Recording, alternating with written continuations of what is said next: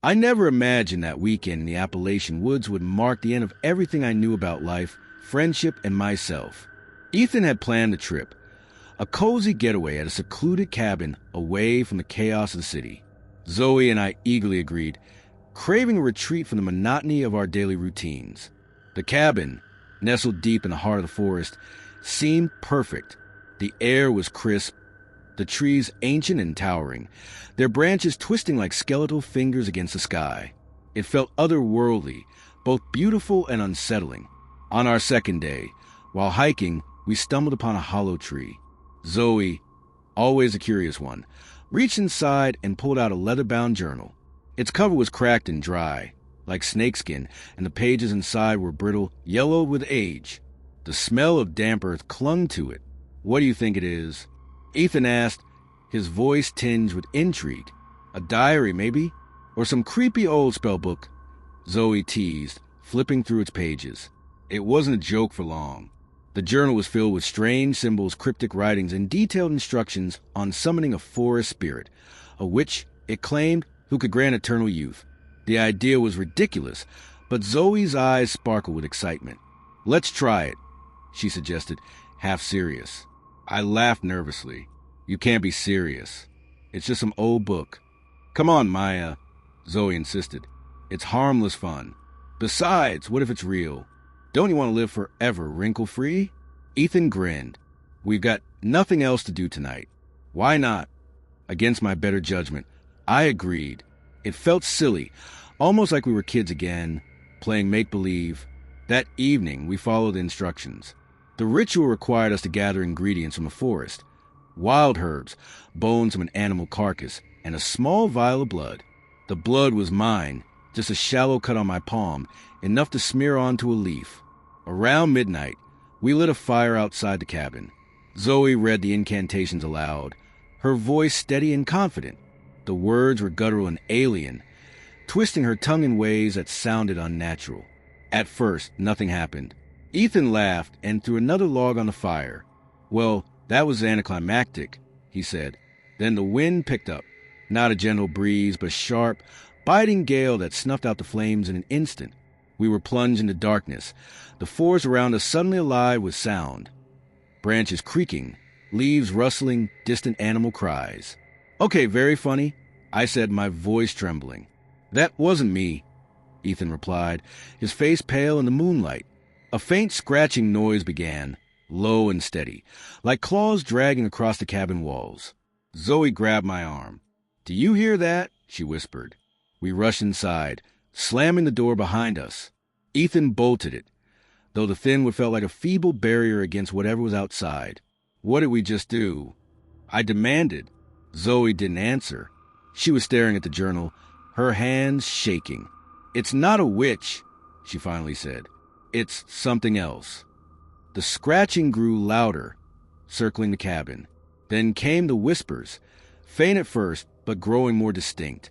They weren't just random murmurs. They were our voices, distorted and overlapping. Maya, open the door." I froze, my blood running cold. It was Ethan's voice, but he was right next to me, his wide eyes locked on the door. "Maya, please." Zoe screamed as the whispering turned into guttural laughter. Shadows began to move across the windows, though there was no light outside to cast them. The air grew thick, heavy with a sour metallic tang. Ethan grabbed a poker from the fireplace. "Whatever this is, it's not getting in here." But the thing outside didn't need to. It was already inside, its presence thick and oppressive, warping the space around us. Zoe began to convulse, her body jerking violently as if pulled by invisible strings. She collapsed, her eyes rolling back, and from her lips came a voice that wasn't hers. "The forest takes its price," it said, deep and resonant, echoing like a chorus. Ethan lunged toward her, but the moment he touched her, the lights flickered, and he was thrown across the room like a rag doll. He hit the wall with a sickening crack and didn't get up.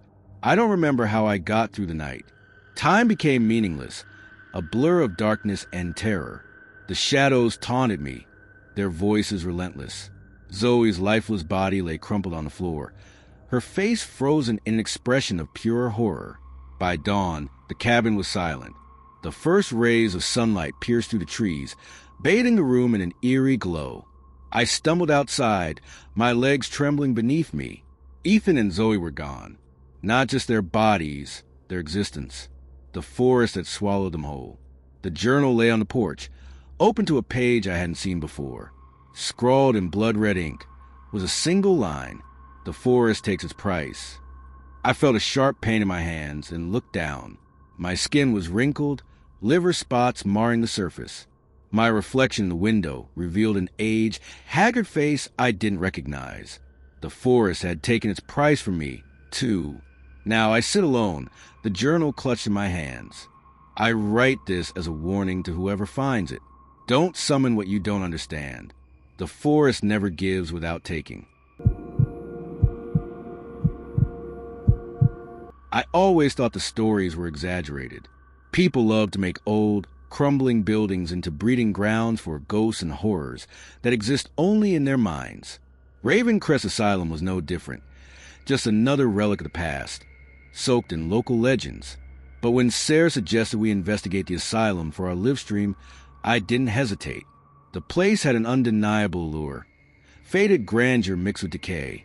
The peeling paint, shattered windows, and graffiti-covered walls made it perfect for our channel's aesthetic. We arrived at dusk, our crew of 5 armed with cameras, EMF detectors, and a cheap pendulum Sarah swore by. It was supposed to be just another night of spooky theatrics. Inside, the air was heavy. Dust motes swirled in the dim glow of our flashlights. Every step echoed unnervingly, making it feel like we weren't alone. I laughed it off the camera, throwing in a few jokes about ghosts watching. The chat was alive with comments, urging us to explore deeper. We split into pairs to cover more ground. Sarah and I headed down a narrow corridor, while the others wandered upstairs. The walls here were covered with old patient charts and faded photographs. My flashlight caught a room with a door slightly ajar.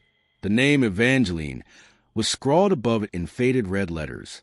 "Alex, wait," Sarah said, her voice tinged with unease. "That's the room, the one they talk about." I stopped. "You mean the one about the girl who saw shadows?" "Perfect. Let's check it out." The room was small, barely more than a cell. A rusted bed frame sat in the corner, the mattress long gone. On the walls, someone had scratched incoherent phrases. "They come at night, the shadows speak," and "help me." Sarah pulled out the pendulum. "Let's see if she's still here." I rolled my eyes but kept the camera rolling. She began swinging the pendulum over her hand, murmuring words meant to summon Evangeline. It started slow, then picked up speed unnaturally. I felt a sudden chill, like the air itself had turned against us. "She's here," I whispered before I even realized I was speaking. The words didn't feel like my own. Sarah's face paled. "What did you say?" "I don't know," I replied, shaking my head. My voice sounded different, distant. Then the whispers began. At first, faint, like the breeze through broken glass. But they grew louder, distinct. A woman's voice pleading, "Help me. Did you hear that?" Sarah asked, her eyes darting around the room. I nodded, but it wasn't just hearing. I felt it. Her voice crawled under my skin, embedding itself in my mind. "Alex, your eyes," Sarah said, backing away. "What about them?" "They're different." Before she could elaborate, the whispers turned into a cacophony. Words tumbled over one another, too many voices to decipher. My head throbbed, my vision blurred. Then, as suddenly as they began, they stopped. I felt empty, or maybe full of something that wasn't me. My lips moved on their own. "You shouldn't have come." Sarah grabbed my arm. "Snap out of it, Alex." I wanted to respond, to tell her I was fine, but I couldn't. Instead, I began to speak in a voice that wasn't mine, recounting memories that weren't mine. "Sarah, you lied to your parents about the car crash. Jake, your sister's still waiting for you." The words spilled out faster than I could comprehend. They weren't mine to tell, and yet they came from my mouth. The crew, returning from upstairs, froze in the doorway. Their faces were masks of terror. "Alex, Sarah's voice cracked. "I'm not Alex," I said, the words chillingly clear. "I am the shadows." The room felt alive, the walls pulsing like a beating heart. Then the door slammed shut, cutting off our exit. Someone screamed, I don't know who. Panic took over. The crew pounded on the door, shouting for help, but the asylum had other plans.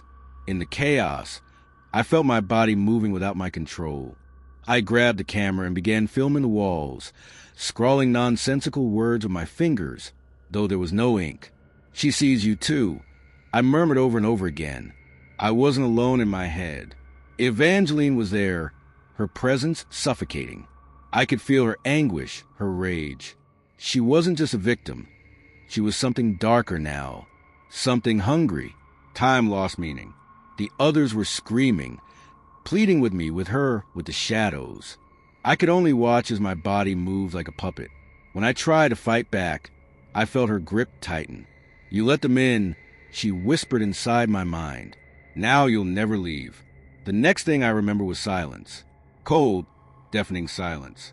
The others were gone. The asylum was empty, save for me and the whispers that lingered in the air.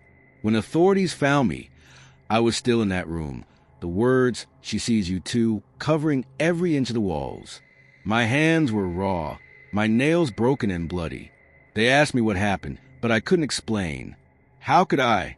How do you describe becoming a vessel for something you don't understand? Now I sit in a small, padded room of my own. They call it paranoia, psychosis. But I know the truth. Raven Crest isn't haunted. It's alive, and it's waiting. Evangeline still whispers to me at night. She's patient. She says, "One day, someone else will come. And when they do, she'll be ready."